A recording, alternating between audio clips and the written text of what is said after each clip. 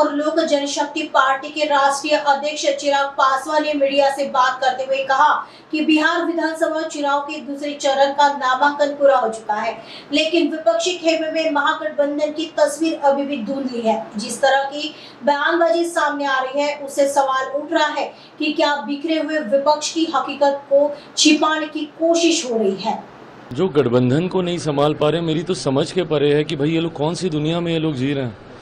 यहाँ पे आज की तारीख में जब दूसरे चरण का नामांकन हो गया है, इस तरीके की बातें करके अपने बिखरे हुए या कोलैप्स गठबंधन के ऊपर जो ये लोग पर्दा डालने का प्रयास कर रहे हैं, हम जब सरकार में आएंगे, हम ये करेंगे, हम वो करेंगे।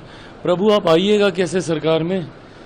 ऐसा गठबंधन आज तक कभी भारत के राजनीतिक इतिहास में हम लोगों ने नहीं देखा, जहां पे घटक दल एक दूसरे के सामने है। दूसरे चरण का और फाइनल नामांकन की पूरी प्रक्रिया समाप्त हो चुकी है, उसके बावजूद भी अभी भी नहीं पता कि कौन कितनी सीटों पे चुनाव लड़ रहा है, नहीं लड़ रहा है।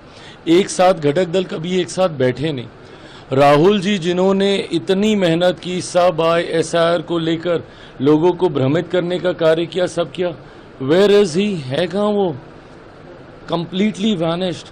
इतना यहाँ पे गठबंधन में बवाल चल रहा है। क्या ये नैतिक जिम्मेदारी दो बड़े घटक दलों की नहीं थी?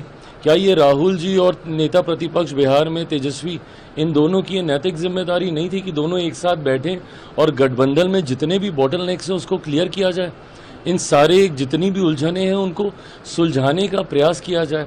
ये तो गंभीरता का अभाव दिखाता है। ये तो शरीर से दिखाता है कि शायद कांग्रेस सीरियस ही नहीं है बिहार के चुनाव को लड़ने को लेकर।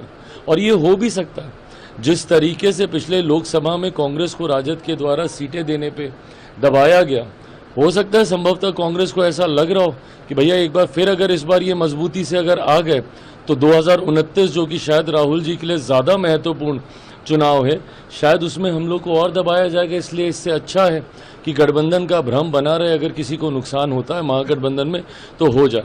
हकीकत है जितने भी ये लोग लोक लुभावन बहाने वादे जो भी है कर लें, हकीकत है 14 नवंबर के बाद बिहार में सिर्फ और सिर्फ NDA की सरकार बनने जा रही है।